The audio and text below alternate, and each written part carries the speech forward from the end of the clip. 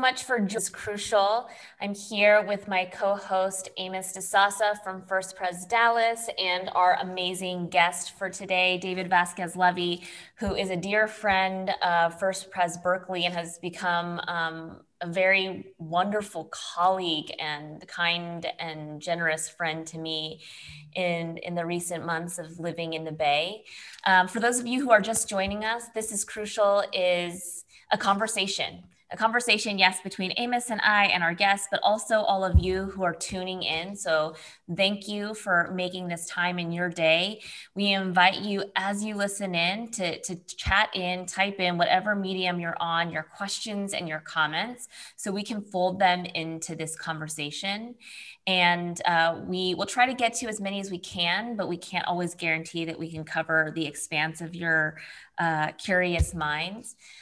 As Amos and I have ventured down this road with This is Crucial, we've realized that one of the great values that we want to hold in this is just modeling, if that actually almost sounds like too ambitious of a word, but just giving a space to have authentic conversation where we come here with our own experiences and stories, but not here simply to be experts or to educate, but to encourage you all, give you the language and the vocabulary and the compassion to have similar conversations in your own world.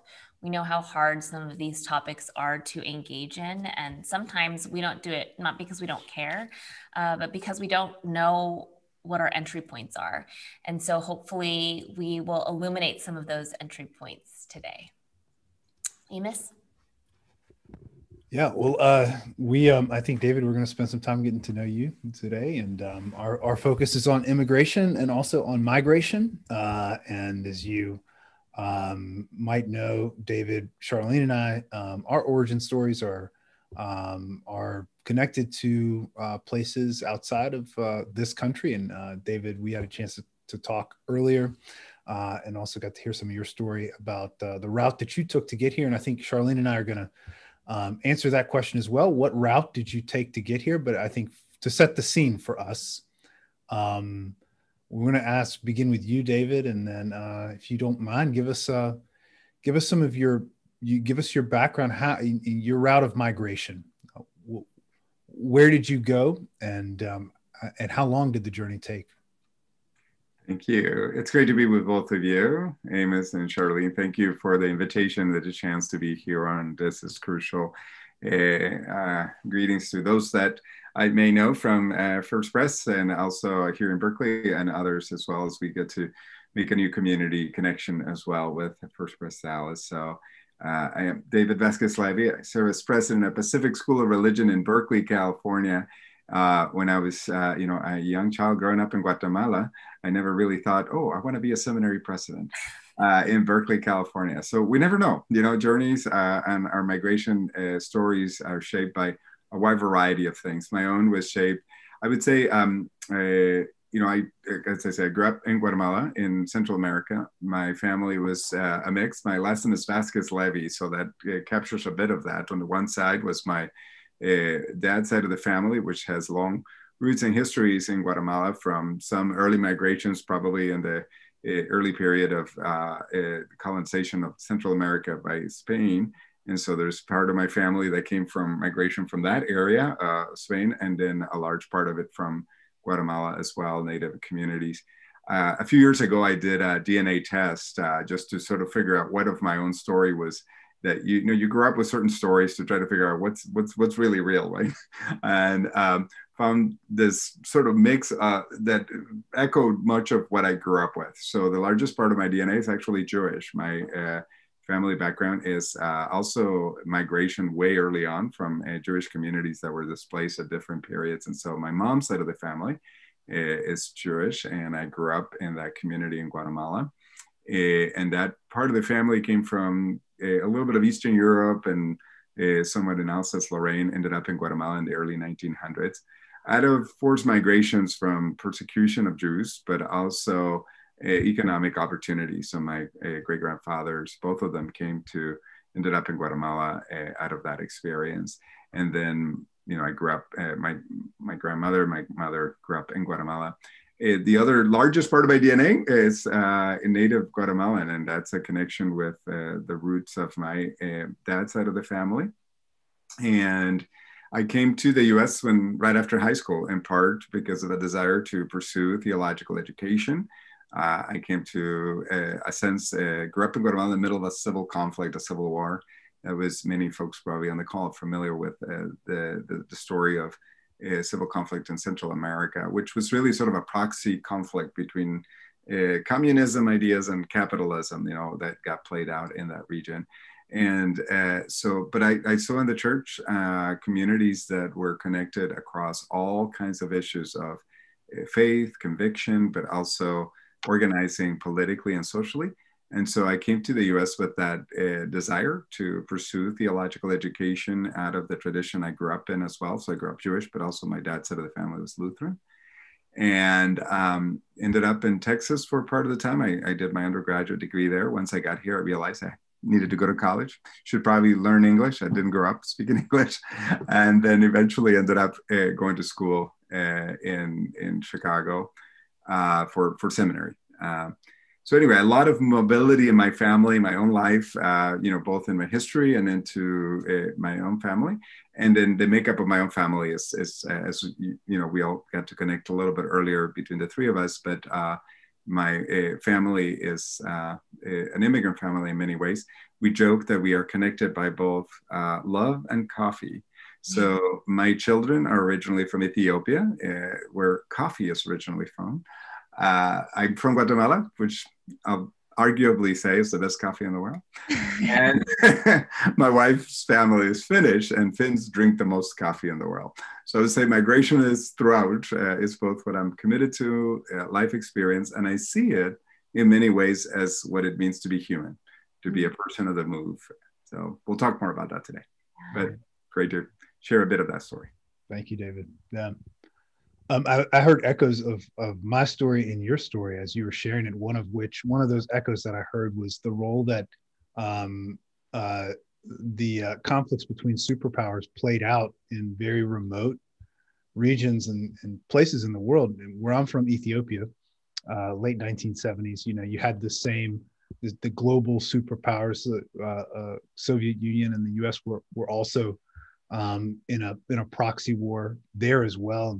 The communists were supporting the Derg regime in Ethiopia, who were trying to overthrow the imperialists, Haile Selassie, and they managed to assassinate the king. At that point, it's the oldest monarchy in the entire world, right? Mm-hmm. And it ended there in the mid 1970s, and then the U.S. was supporting the imperialists and hoped to, because of the stability that monarchy represented. But the communists were empowered by the weapons and the money that was being given to them. And still to this day, even in Ethiopia, forced migration is present. I mean, my family immigrated here in the early 1980s, mainly to escape the terror of the Marxist regime there, primarily because my father was educated here in the West. And he was a Christian that was educated, right? The most dangerous kind of citizen in Ethiopia if you're a Marxist. And so yeah, we had to get out and then come here to the U.S. In the 1970s. He also came here to get his education, finish his schooling as well. But even now, back in Ethiopia, there's another conflict that's being waged, as it is in many parts of Africa and also in South America, where the Chinese are building out, their network. They are supporting poor countries that are in developing countries that need help with infrastructure, for instance, right?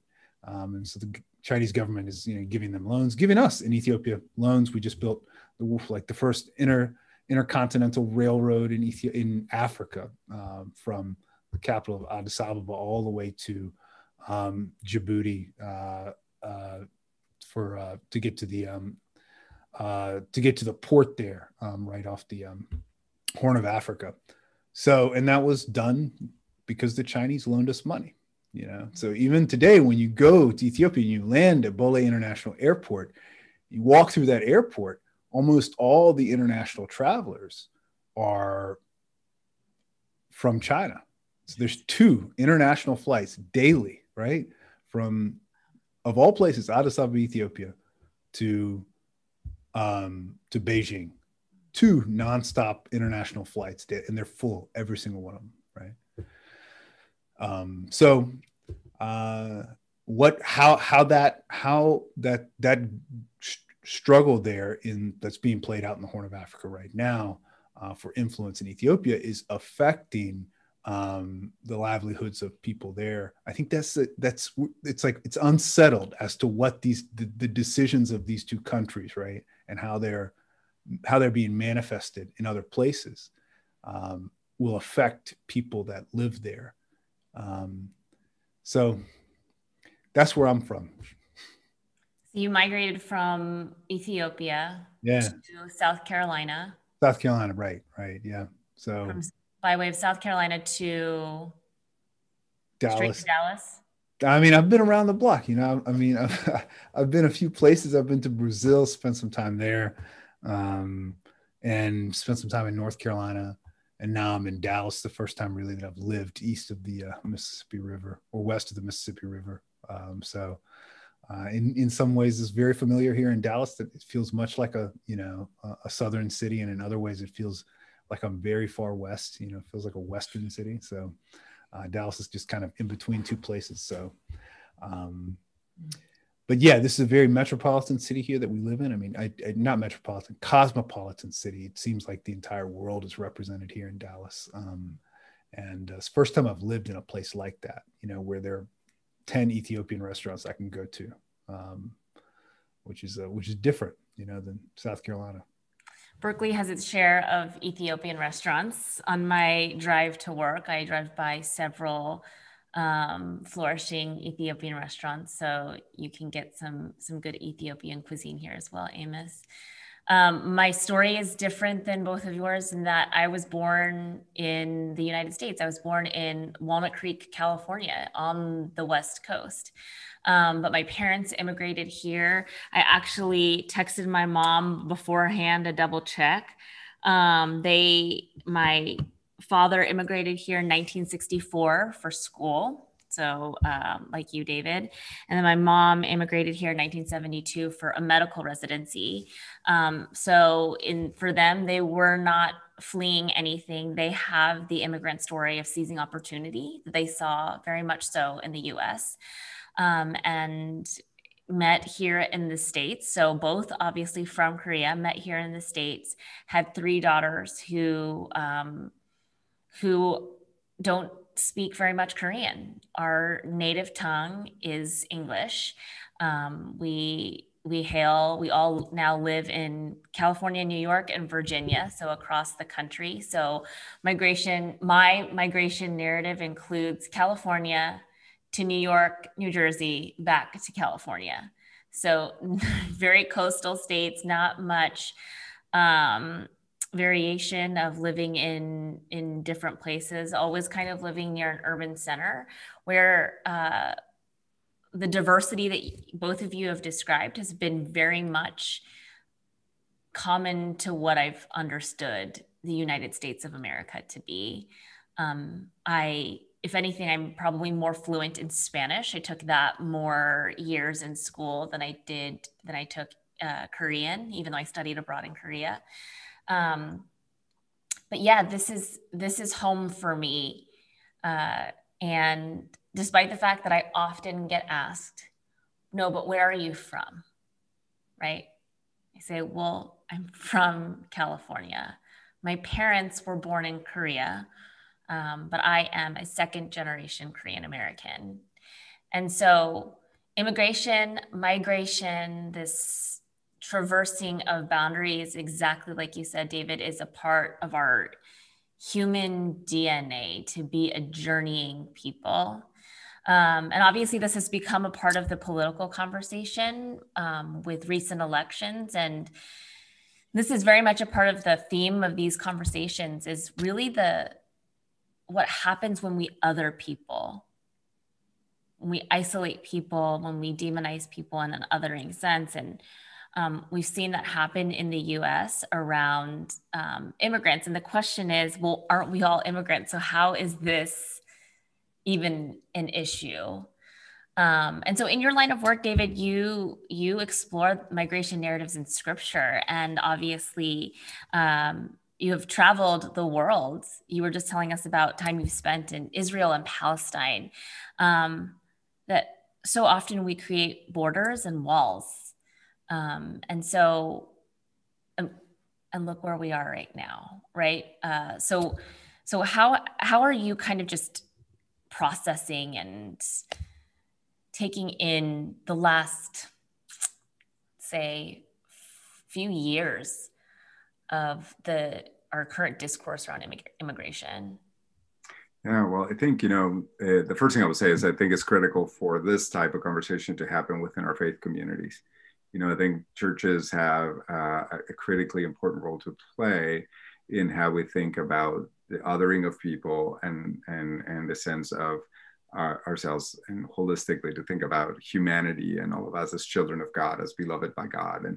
And that the challenge I think we face as faith communities is to ensure that those discussions are grounded in scripture, grounded in our traditions, and not only on political discourse that can be quite divisive. So they need to engage that political discourse, but not only be grounded in it. So that if we think about the role of sacred texts, the vast majority of biblical stories are all about migrations. Human migration is a core story in human life. So you think about whether it's the very story of creation and the first couple, however you think of those creation stories, there's a displacement that happens out of a conflict of the desire for knowledge, the opportunity. Humans follow trade. People either follow or pursue what we describe between even our own story, either persecution. People are either, kind of a pull or a push of migration. So they're either escaping something or being attracted by something. That's the driving story within the scriptures throughout all of it. And what that points to is that the conversations about migration and human mobility are a human story. They're throughout all of our stories. And so it isn't something strange, bizarre, new. There is a heightened level of encounter across difference that's happening because of a number of different things, a much more integrated economic system, a lot more facility to move just by the creation of vehicles or transportation. Amos was talking about the trading, right? You build a train from Addis Ababa to Djibouti, you're going to have a massive shift that's going to have a major impact on the mobility of people and product, in a country like Ethiopia that has been landlocked, to all of a sudden have access to water, right? Which then connects it to much more trading. The more we trade, the more we migrate and move. So we are certainly at a time in human history of a heightened level of mobility and migration, and a lot more encounters, the kind of restaurants we see everywhere of all kinds of ethnic communities that are an expression of that. So we're at a heightened level of it, but this isn't new. Humans have always wrestled with this question about mobility and migration. Something happens to us as humans when we are on the move, when we are dislocated from what is familiar, from our networks, from our communities in which we are perhaps more open to the divine. So biblical texts are often about mobility, often about migration. You take every biblical story that you want to think about, from, again, Adam and Eve and being displaced out of the garden, right? And finding their way east of Eden. And then you trace that through the search for the promised land. You have the calling of Abraham and Sarah, or then the displacement of people in Egypt and slavery and their escape from that into a new promised land, or the formation of the nation of Israel and its displacement into exile and return from that. So it's a constant story that is happening throughout. So something happens when we are on the move that opens us up to the divine. A similar thing is happening. It's not only within the Christian tradition. We could also say that about sacred texts of other traditions, but to stay within our communities, the Christian community, the same thing is happening today. Folks, as they migrate, the very first thing that they will do is set up faith communities. As much of our Christian communities in the United States are being enlivened growth is happening primarily through immigrant communities that are coming. And the first thing they do when they have no access to other ability to establish themselves, they begin to establish faith communities. You know, the person who is a dishwasher on Thursday is a pastor on Sunday, right? That's where their opportunity for leadership and development is at. So I would say for me, as I think about this, this is a really incredible time. I mean, there is a lot of mobility. Much of that can be viewed as conflict, but there's also a lot of opportunity. And I think the church has both an opportunity to engage this conversation, but also a lot of resources to draw from to think differently about how we engage those who are, coming from other communities and ourselves, and to see ourselves in them. I want to return to this theme that you just brought up about how our biblical narratives, right, are often about displacement of movement, either being pushed or pulled towards something or somewhere.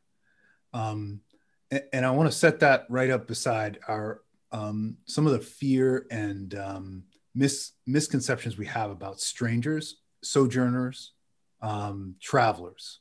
There is in the consciousness of our country, and in other places as well, as consciousness of humanity, right? Period. There is this myth that I think we all hold about the stranger, the traveler, the person who recently left from somewhere to come to where we are, where we're standing right now. And that is that person is running away from something, that person is dangerous because they have a secret, that they have not yet revealed about what they left behind and why they left.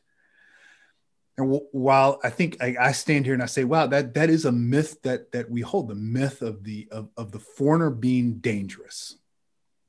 All right. Because of something that they're not revealing to us about where they came from. But then I open up the Bible and I'm like, well, this myth is all over the Bible as well, right? I mean, the foreigner is dangerous. And the foreigner or the stranger in the homeland is often not in their own homeland because of something they did.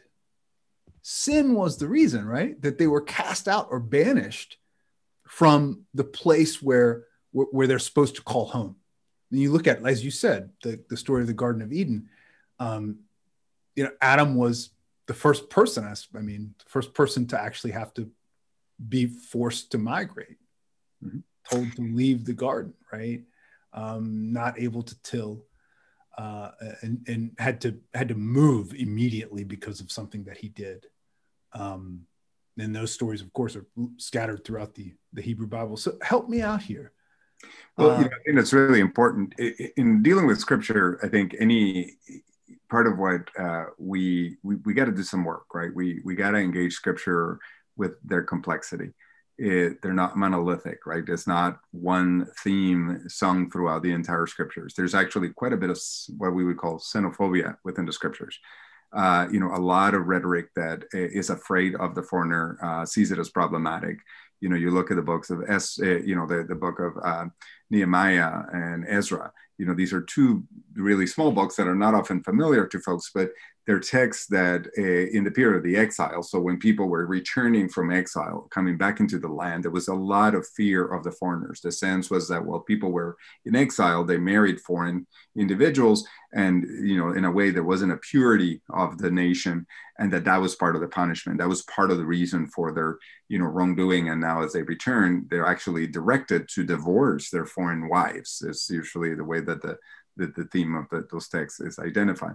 So there is throughout the text, I think, this tension about how to receive or not receive those who are strangers, how to make them part of the community or not. Will our association with the foreigner lead us away from our gods, right? That's a lot of the way that the text is portrayed. And wrestling with this idea of sin and what motivated somebody's displacement, right? Is it a punishment? And are we to really associate with those who, have been cast out, and what, will we bear the consequences of their wrongdoing? And I think that the text also lives in that tension between that fear of the stranger, the other, what it might lead us astray, so to speak, and this call for embracing and recognizing ourselves in the other. Those two strands come into real, I think, sharp view in the question that is asked of Jesus about what must I do to inherit eternal life? Well, love God and your neighbor. And then the question becomes, well, who's my neighbor? Right? And the way the text introduces that encounter between Jesus and this person who's trying to ask the question which we are wrestling with, who is my neighbor, right? That's the question of the immigrant. Who am I to have relationship with, have responsibility for? And what Jesus does in that is to flip it, right? So the desire of the one asking the question who's trying to justify himself is the way the text says it. You know, it's easy for us to think, oh, you know, here's this guy who doesn't really want to do what he's called to do to care for the other. Well, the question of who is my neighbor fills some of the largest, most extensive legal codes in human history. The US legal code for immigration is as complex and as extensive as our tax law. It is incredible. And that's all it's answering, is a question of saying, who is my neighbor? Who has the right to be in our community? What are the conditions under which we will accept them? What are the consequences of their past and what they have done into whether we will accept them or not? So the first thing I want to say is it is important to recognize that this is complex, right? And that any sort of simplistic understanding of both migration or incorporation of others, any idealization of the immigrant and the other is not going to be helpful to our conversation. Neither will it be to demonize the other. And so what the sacred text does is put this tension between the care for the community and its well-being and the recognition of brokenness, sometimes at the core of displacement and migration, but also the call to embrace each other as humans in that tension. When we ask who is my neighbor, I sometimes imagine that what I'm really asking is, who am I? Because the way we answer that question, right? Mm-hmm. Who is my neighbor really reflects on who we are. It's a question of identity of ourselves, right? As much as it is a question of someone else's identity. Completely. You know, that's really insightful, right? So it's this idea that, you know, I often think, you know, things are not necessarily in binaries of this or that, but they're often in some kind of a spectrum. One of the spectrums around this is, you know, we identify our sense of boundaries of self-identity, community, either by belief, certain boundaries, certain walls, right? Communities are trying to say, who are we? And beyond that is the other, right? And so at different periods of time, you know, we have experienced a big shift in the United States between the previous administration and the current administration to try to identify how we define those boundaries. But globally, as the world has become much more integrated by all these movements, our own experience of the three of us, of our families or ourselves migrating, the reality is that while human mobility has increased significantly because of trading, because of ability to move and all these things, at the same time, there's been a heightened growth in this desire to set boundaries. You know, I'll give you one example. In 1989, when the Berlin Wall came down, the Berlin Wall in many Western ideologies represented these boundary, this lack of freedom, right? You can't move beyond this area, and people are getting, you know, sort of limited by communism. And it was the boundary we've already talked about between capitalism and communism, right? When the wall came down in 1989, there were a total of 17 walls in the world that divided nation states, physical walls dividing nation states. Today, there are 77 of them.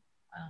So in a period that many of us have perceived between 1989, this period of openness and mobility and growth, the reality is that at this moment, these questions of identity are being raised by many nations, right? They're becoming, the conflict right now in Ethiopia, for example, is a conflict of identity.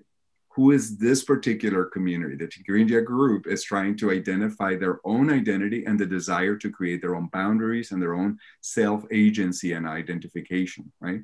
And this is happening globally. You know, so some of these movements of saying, who am I? So then going back to the role of faith communities, I am a child of God. I'm not defined by a particular ethnic identity. So this is a much more broad identity that can help us to be able to see ourselves more fully as human to each other and be able to see these various particularities of our ethnic and racial and historical and legacies as valuable and enriching, but not necessarily as a definition that is so narrow that it creates this boundary. Humans desire a way of identity. So can we identify ourselves not necessarily against the other, against something, but can we identify ourselves around a more common sense of humanity? So this statistic you just gave around walls is kind of blowing my mind, right? Because yes, the kind of common cultural idea is diversity. Like we're now the melting pot and all of this stuff. And yet you're saying in that culture, we're actually hunkering down a bit more, right? And then you're also saying, which I totally agree, our identity is as children of God. And yet we're also in this movement where we're naming particularity, right? Like I am a child of God, but I also have a unique story as an Asian American woman, as a Korean American woman. So it's like, it is so much tension, just as you named in scripture. It's this tension of caring for the community and also, welcoming it, all of the things. So one of the things that we've tried to unpack here is the fears that undergird violent choices, racial violence, racial inequity, all of these things. For putting up more walls, what do you think the fear, what kind of fear is that naming, that our identity is going to disappear? Yeah, well, so I think that's part of it, right? There's a fear that these people are not like we are. Look at the story of the book of Ruth. The fear of the book of Ruth, and the book of Ruth in the Bible. It's a very short book, about 4 chapters. It's often viewed together with the book of Esther, both stories of women, as counter narratives to the other 2 books I mentioned earlier of Ezra and Nehemiah. So Ezra and Nehemiah are 2 leading figures, right? They're sort of officially powerful people. They're, that are trying to articulate the nation and its purity and its identity out of exile, that they will be best defined by sort of hunkering down on what was, right? They're sort of like the desire to go back to a period prior to the exile in which things, in the imagination of those individuals, this is what it was. I think you can pick up the themes of this going on in our own political spheres, right? And so this desire to return to a period of that. Ruth and Esther are much more complex stories, right? The perception is these women don't know the story, they don't know. So Ruth in particular is a foreigner, and so there is a fear that she's not going to know the rules. She's going to deviate from the traditions of the community, and she's going to drive people away. In fact, the word in Hebrew, in the Hebrew Bible text for foreign woman, is the exact same word that is used for prostitute. So the idea is that this is what will lead you away from God, from yourself, from who you are. So there's a threat that you will be watered down, and that, if you watch the 1960s movie Who's Coming to Dinner, I mean, it's sort of like this very crass encounter where a white woman is bringing an African-American man into the household for the first time, and it plays on these themes of the idea of a fear that our identity will be watered down, destroyed, our values will be challenged by these communities. So then the antidote that happens in, if you will, antidote, I don't know if that's the right word, but in Ruth, is you get to know this woman. So the book is a book of complete reversals. It starts out in famine, in fear, in displacement politically, so that leads to a movement of migration. And the book ends in a complete reversal of that. It ends in a period of harvest and the birth of a child. And this woman who was the foreigner, who was the one to be feared, in the end becomes integrated in the story as the grandmother of King David, right? There's a phrase that's used in the text that's really powerful, where the women at the beginning of the story who see this as the experience of displacement that Ruth's mother-in-law Naomi has had, saying you basically have sort of, your life has been lost. She calls herself, don't call me even Naomi anymore, which means joyful, but call me Mara, which is bitter. But anyway, that's what's happening at the beginning. By the end of the book, they say this phrase, she, talking about Ruth, this foreign woman, who's constantly called the Moabite throughout the book, right? Mm-hmm. To remind people, this is a foreign woman.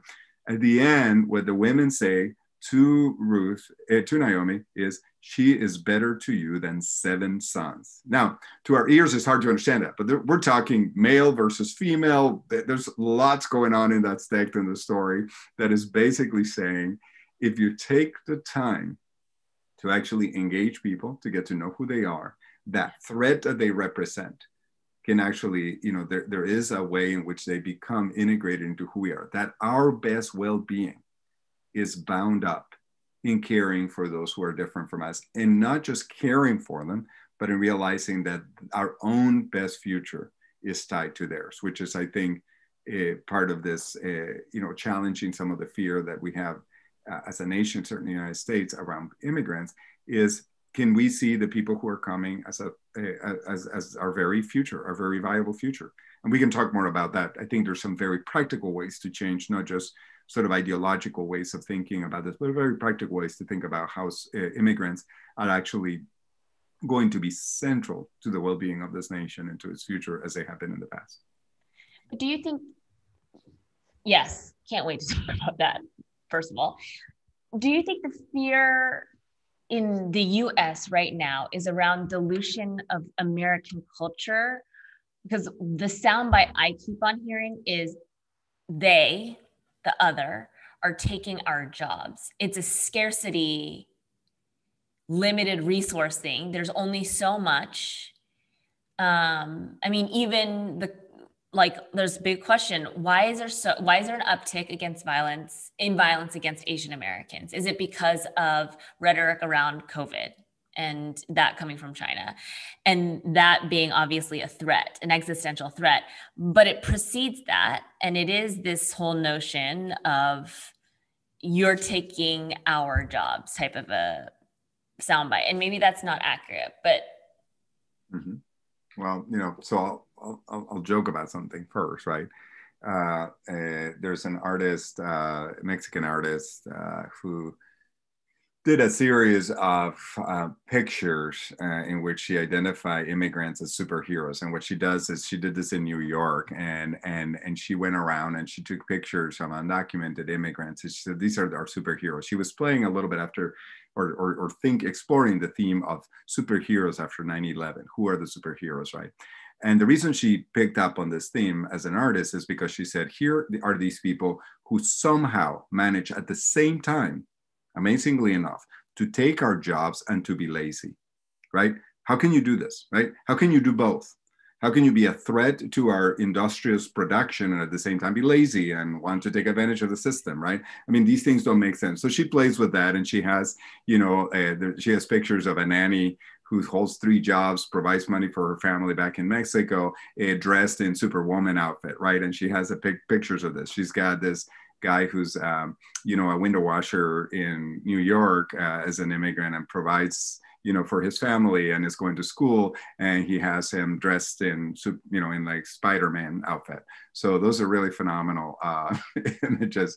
I'm trying to say, but so the first thing to say is there are certainly rhetoric and narratives that have been around for a long time. When you read the book of Ruth, you clearly see that there is a perception of the same thing, that she's going to take advantage of the people. That there's limited resources she's going to abuse and expand, right? And the reality is that most of these individuals, so some of these are sort of the fear mongering that does happen, right? And we have to call that for what it is. There is no evidence in most economic analysis of any society. Migration is essential to the financial well-being of institutions. We have to be very mindful of what you're pointing out right now, because I think that as we come out of a pandemic, and there is a large displacement of people generally, and a fear that we don't have a lot of resources, we are prone. And I think right now, in some ways we're losing this narrative vision, right? We're looking at immigrants coming to the border, not really in huge number. I mean, there's significant numbers, but they're nothing that can overwhelm our systems whatsoever if we tend to them properly. But we are losing the narrative because we are beginning to see this as a threat to our economic well-being, to our longevity, to our ability to survive. The reality is we have created fairly complex economic systems, whether it's production or labor, that are quite elaborate and complex and have the ability to really sort of move around. What migration does, it has throughout history, is allowed for a safety valve of movement. Immigrants are much more entrepreneurial. They move a lot more willingly. Their infrastructure and connections are much more pliable. And so in economic challenging moments, immigrants tend to be much more generative in what they will just do to make a living, how generative and creative they will get, and how much more willing they are to move. So what will be really interesting, we're living through, in many ways, an unprecedented time. The pandemic, combined with our ability to work remotely, is actually creating an internal migration within the United States that we have not experienced since probably the Industrial Revolution.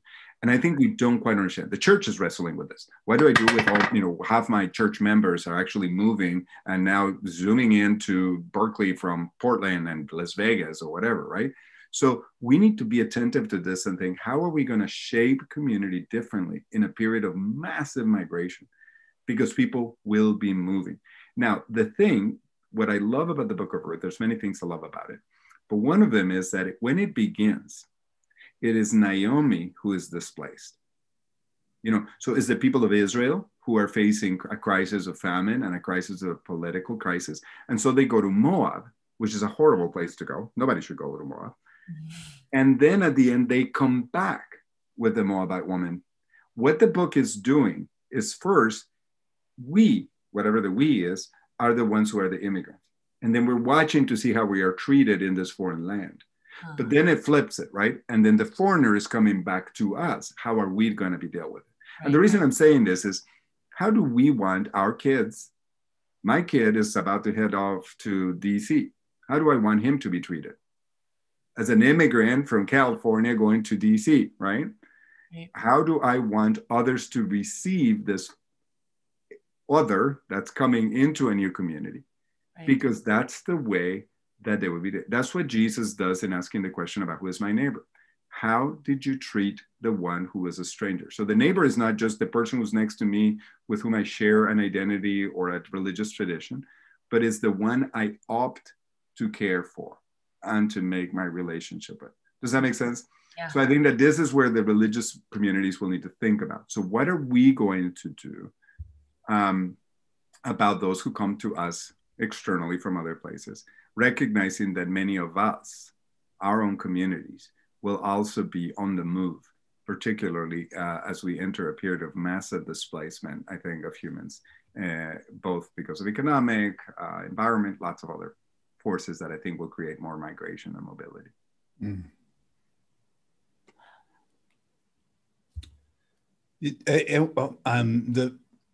You mentioned the complexity, of migration, and I think I've heard you say that a few times, right? It's important that we not simplify things here. I was thinking about when I first moved here to Dallas 2 years ago. I came by myself at first, and so lived here by myself for a few months before my family came. One of the first things I did was find an Ethiopian restaurant, right, that I could go to. And I found it's down on close to North Park. It's called Abubba's Foods, and it's this just hole in the wall. It looks like you could buy your lottery ticket from there. It's like an Ethiopian Stop and Shop, so they just sell. It's basically all the things that Ethiopians would want. Ethiopians living in America would want. That's what the store's like. So. And then they sell injera and what also. And so I go in there, I sit down, I walk in, and I recognized the smells, the odors, like the thing. And I saw all the masob, and I saw the bokola, and I was like, oh, I'm home. This all feels right. It feels good. It was really simple in that moment. Like my body was activated. And then I went up to the counter, and the auntie that was there at the counter, she looks at me and she starts speaking in Amharic to me. I mean, she recognized my face, and she's like, "Oh, I know who you are. You're an Ethiopian, so I'm going to go ahead and start speaking in Amharic to you." I don't know Amharic. I know Oromo, like our native tongue, but I don't know the national language. Well, I mean, I did at one point. in that moment when she asked me in Amharic, do you speak Amharic? And she started talking to me, excited to see me. And I couldn't understand a word she was saying. And although we were from the same place and we shared all the things, like we shared all the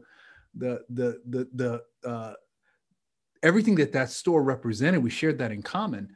I felt like a foreigner and a stranger in that store on that day, even though I went there, to experience something familiar and to be with like my people, that I have yet to experience such an acute sense of otherness and also shame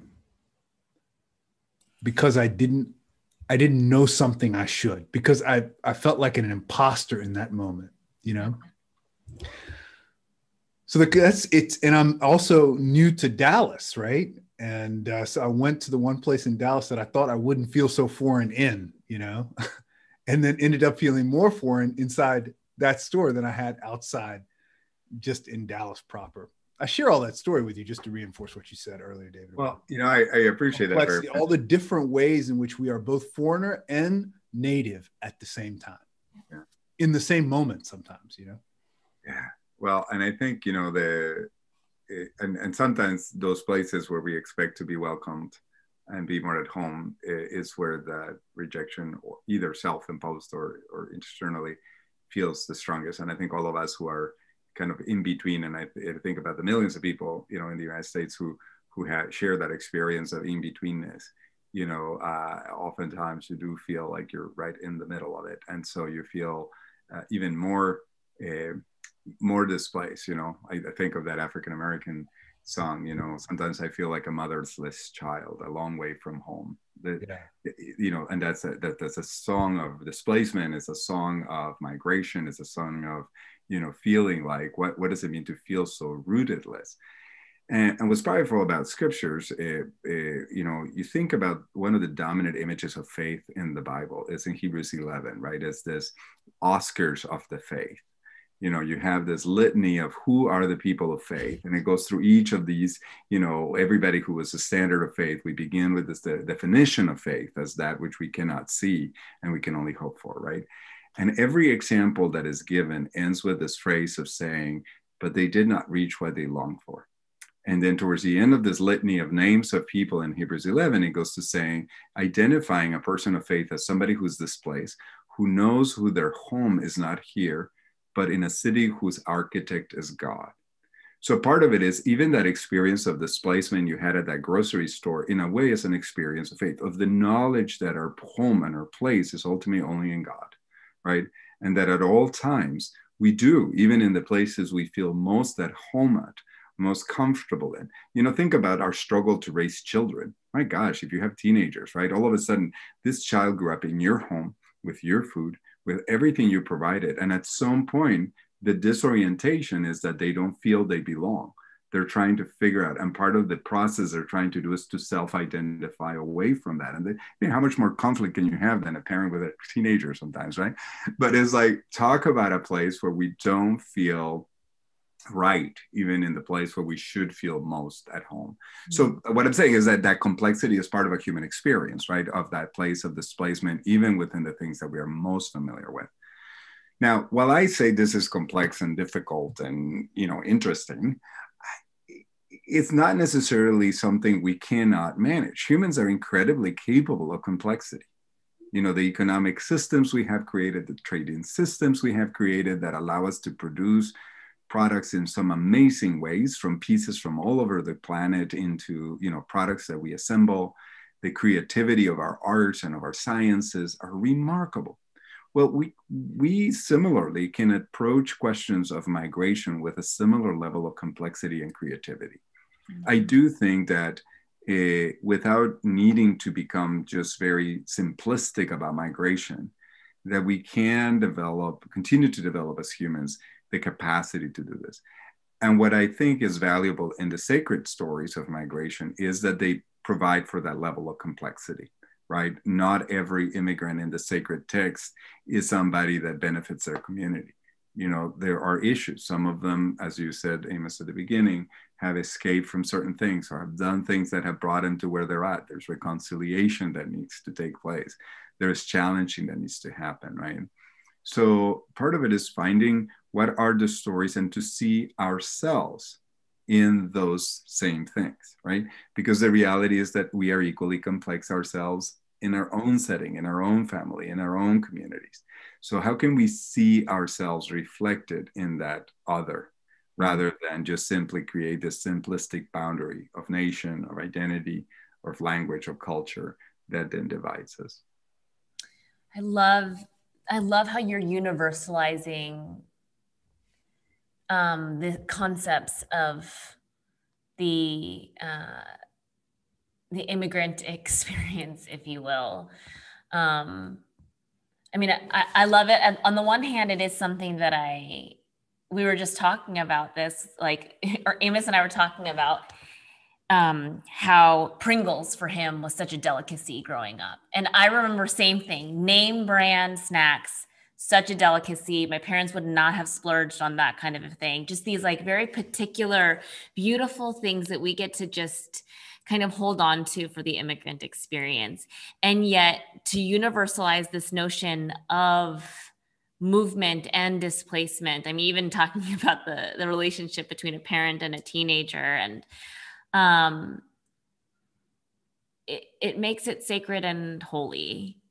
Amos, I really do relate to that experience that you had in that grocery store. When I studied abroad in Korea, I got yelled at constantly on the street for not speaking Korean. It was always the elderly who would not, not a mild scold. I would get yelled at. You are in Korea. You are Korean. Speak Korean. And I was like, I don't speak Korean, right? And so it is this liminal space of feeling like you're not enough of one. And this is truly, I think, a part of the immigrant thing is you're not American enough.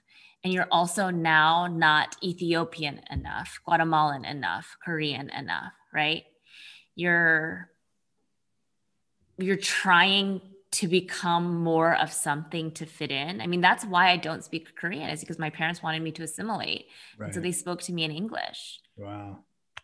It's like your in-betweenness can be, a superpower at times because it allows you to shape shift as necessary to meet the context that you're in. It's like how to make yourself enough of something to fit in wherever you are, but you're only kind of there. You're not all the way in, and you're, I don't know, I'm always self-aware of it, to some degree, but I don't know if this is really as much a question of whether you're an immigrant or not, as it is just, I think this is part of the human condition. It's how we all feel. Like it's, we all feel sort of in between places, and yeah. I just, and I think one of the, if you start thinking about what the pathways we take towards anything, right, it is finding what is the next step I may take around this conversation of migration without getting so overwhelmed by its complexity, by its legality, by its expectations. The first place is, again, to be able, I think, to see ourselves in these stories. So we've identified specific in-betweenness realities, right, that can be very disorienting. Well, that's very much of a human experience, right? Again, going back to teenagers, part of what teenagers are wrestling with is that even within the communities they're supposed to belong to, they're often trying to feel like they don't belong, right? They're having these moments of disorientation because there is a particularity about who every single individual is. And then this communal, whether it's the popular group or whatever group I'm going to be a part of, is this tension between the particularity and the universality of being human. So the first place is to recognize that there is both something in our own experience that can help us understand the experience of the other, the moments we have felt displaced or not recognized. But also both, as you mentioned, that there is a superpower in that, right? That there's an ability and a strength in being able to be aware of the fact that there isn't a universality of imposing a particular way of seeing the world on everybody else. So there is actually a value in being able to see the world that way, a little bit askewed, right? And that kind of vision, while sometimes is a burden, can also be a gift, right? And how do we learn to live with that gift? In the conversation the three of us had previously in planning for today, I mentioned how critical it is to recognize even the sacred text references that we often go to about migration or the other. We tend to coalesce around this commandments around the stranger, which are really important, right? It was one of the most repeated commandments in the scriptures, is to recognize the stranger and to welcome the stranger. It is motivated by the fact that the people of Israel themselves were strangers, right? They said, you were a stranger in Egypt, therefore you ought to treat others this way. But that's not the extent of the only way in which scriptures guide our understanding and engagement with the other and with the immigrant. It's much more complex than that. And sometimes we actually, I think it is critical that we move beyond that to recognize not just the strangeness of the other, but actually the similarity and the alignment we have with the other. There's the strangers. I shared earlier in our conversation some statistics around, we can't really talk about immigration as strangers in the United States. Here we are, the three of us are immigrants in one way or another, either one or, directly or one generation removed. And we are leading the institutions of our communities. Right. We have come into this moments of leadership by a number of different things, the callings that we have and the gifts that we have been given and the opportunities and challenges we are facing. But we're not strangers to our communities, right? We have been at this for quite some time to be able to get to the positions and to engage the communities we're engaging.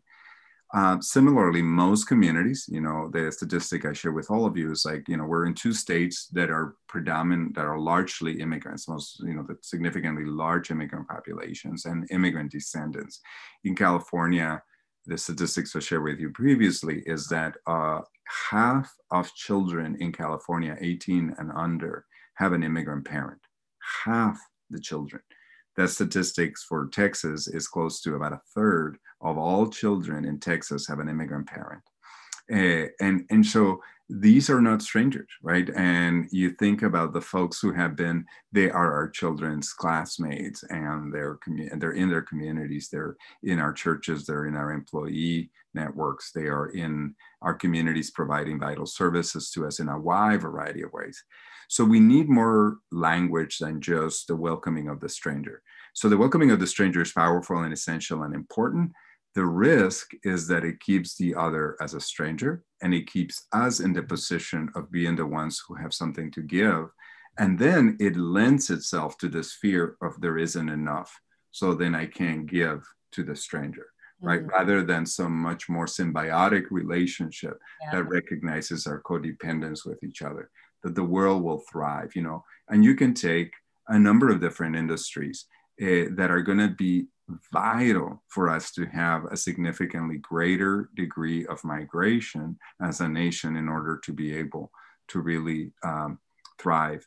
My father-in-law just passed away about a year ago. All of his care providers at the end of his life were immigrant workers, all of them. There wasn't a single, US-born provider. And this was in northern Minnesota. This was not in California or Texas, right? A small area, small community in northern Minnesota. The aging of the US population will require a massive number of people to care. And we don't have solutions right now. We are, we might face it right now because if we have an elderly parent or we ourselves are reaching that age, we're looking at how much it's going to cost to, per month, to have somebody provided the necessary care. And so then that seems like a crisis. Well, is there a collaborative way of thinking about our well-being and the well-being of emerging communities that see that as a potential way in which we provide for one another, right? Opportunity and employment and work, healthcare, and the same thing in many other fields. I'm using that as one example. I don't want to necessarily reduce the opportunities for immigrants or their contributions to particular areas, but there are a lot of them in which that's going to be really necessary. So the question is, can we think differently about this? Not as this oppositional threat, kind of zero-sum game, but some ways of thinking about this that are much more collaborative.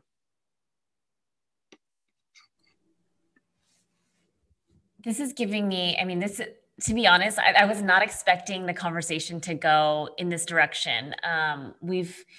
So many of our conversations to this point, Amos and I have been responding to some pretty tough situations. Our first conversation, we responded to the shooting in Atlanta, the second to the Derek Chauvin trial. And, you know, we're both situated in states that immigration is not just a story you read about on the news, and it's not just a political talking point. It is a part of our communities. It's a part of our stories, our individual stories. And so I think it is interesting, David, especially of you talking about what does it mean for us who bear the perspectives and stories and experiences of immigrants to be leading organizations right now? What unique kind of outlook, superpower, I'm going to still use that word, if you will. And so I really am just so appreciative of the way that you have framed the way we can approach this conversation. And yes, to change I think that we've, as Christians, have loved welcome the stranger, because it is a beautiful platitude, but then it only gets us so far because it keeps the stranger the stranger. And so the next step being folding this ecosystem, right? And not this transaction of goods and services. Okay, so you kind of, I think that you had just answered this in that question, but maybe if you wanted to add to it, you had said earlier on, David, that you know, I want to go back to how, and this is our final question for the night, essentially how immigrants are going to change the world is basically how I got what you wanted to say. And so any parting words or wisdom in terms of what you're seeing on the horizon with your very prophetic outlook? Well, you know, I think the increased mobility of people is inevitable, right? Part of it is a question about how will we envision that reality, to do some intentional projections of what will be possible and happen. We're seeing continued shifts in people's ability to move. You know, I'm experiencing it in my own institution, you know, folks working remotely from various places because of the cost of living, relocating because of family, yet being able to maintain their employment across states. So that's one form of migration that will continue to happen, right? So what are the opportunities that technology can afford us to create a sense of that? Our faith communities are being shifted and changed by this migration and mobility. While migration has normatively meant you move to a new city, you let go of your faith community and you move somewhere else, how are we going to think seriously about what it means for somebody to be a diaspora member of your congregation, right? And how will they remain engaged in meaningful ways? And at the same time, be able to make a contribution to the communities they move to and to connect there as well. How might their movement create a new level of connection to a congregation elsewhere in the country? You know, to see this as a plus, right? That we might connect with each other rather than remain in these isolated bubbles from each other. So if we begin to think about migration and mobility, not only in terms of crossing national boundaries, we're recognizing that there is significant fluidity of human mobility for a wide variety of reasons. Environmental crises will continue. You know, we know that well in Northern California. You know, we are seeing the impact of, you know, the impact of changing climates and the implications of that. Globally, that will be very significant. I'm originally, like I said, from Guatemala.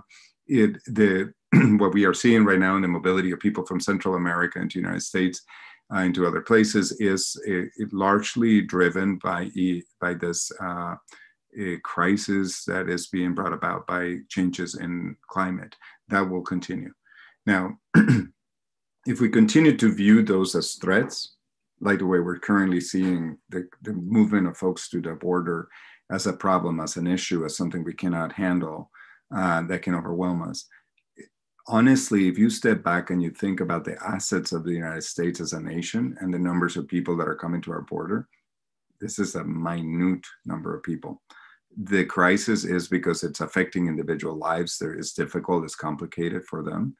But as a nation, we actually have ample capacity to be able to accommodate and to respond to a situation like that if we think of it long term and think about what is the viability for us and the possibility for us, both as we are beginning to do, to think about causes locally and regionally that are impacting people's mobility. So I think we have an opportunity to just think out ahead. In many other areas, science, when we look at medicine, when we look at business, when we look at economy, we step back. We look at systemic realities and we look at where crisis can become opportunities. I think we can do a very similar thing around migration. We have the opportunity to think really creatively about this and to be able to honestly look at people on the move, not just as threats and liabilities, but as also as contributors to the vibrancy and the resilience of communities. Historically, that's always actually been the case. It is true when people say the United States is a country of immigrants. It really actually is true. It does not mean that the United States has always been welcoming of immigrants. We have a very checkered history of exclusion, particularly around race. And so the wrestlings we are having as a nation now around race, around anti-Asian sentiment, anti-Black racism, all of those are blending into migration as well, because part of the fear is that these people will change our nation, will change our values, we change the way that we are. If you stay back and you look at many of the immigrants that are coming to the United States, many of their core values are actually much more reflective of the values of the heartlands of America: hardworking, family-oriented, committed to faith and their traditions. Those are actually, that's part of the puzzling I want to challenge even very progressive individuals. Democrats sit around going like, oh my God, what happened in Texas? Why aren't our Hispanics voting with us? Well, in part is because of a recognition that we have tried to really limit our understanding of what are the core values of different groups of people. And to again, just sort of portray people in very broad ways. People are complex. They have a variety of different interests. Economy matters to many. Many people migrate because of economic interest. If we don't address people's basic core needs and identity and only idealism, we're not going to be able to connect, and we're not going to be able to really see them as partners in transforming the world.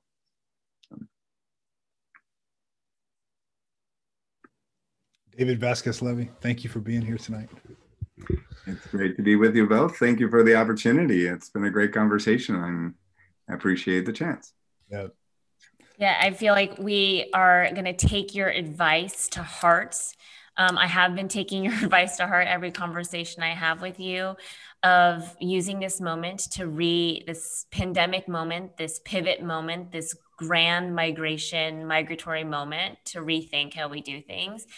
And I think evidence among that is a relationship between First Pres Dallas and First Pres Berkeley. So those of you who have been in groups already, discussion groups, this is crucial discussion groups with one another. Thank you. Thank you for getting ahead of the curve and trying to get to know your siblings in Christ a few states away. We're going to be launching some more joint groups this in the coming months. So stay tuned on that as we really do get in community and in relationship with our sister communities that prior to this, we never would have been in such close communication and such close relationship with one another.